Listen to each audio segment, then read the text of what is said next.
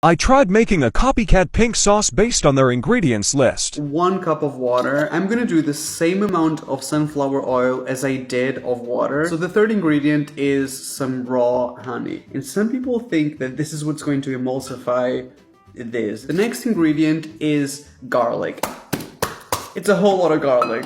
I'm using the same amount of vinegar as I did of honey because they come close together on the ingredient list, so I'm doing the exact same amount. This is supposed to be the ingredient that actually makes the sauce pink. It's very wet. So we're gonna use 1/4 cup of the darkest dragon fruit I have ever seen. So the next ingredient on the list is pink Himalayan salt, 1 tablespoon of salt. Starting with the dry spices, we're kind of guessing here because obviously I don't actually know what these dried spices are. So I'm doing 1 teaspoon of garlic powder, 1 teaspoon of onion powder. I'm actually using fresh lemon juice. So that will be 1 teaspoon of lemon juice. And 1 teaspoon of just all-purpose seasoning. So a lot of people think that it's strange that this is not refrigerated considering it contains milk in it. So I'm adding 1/2 teaspoon of citric acid. I don't know if it's the milk and the vinegar, but it's looking all weird. It's so liquidy. It's just water.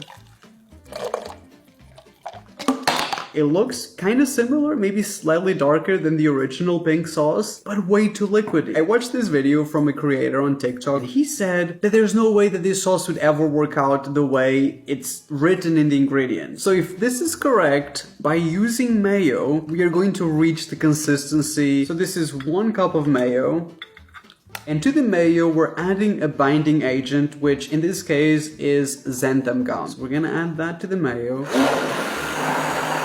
I'm not sure if the consistency is exactly right, but it kind of seems like it. Do you see how it's kind of a weird oh, no, that was not meant to happen. I think the texture is about right.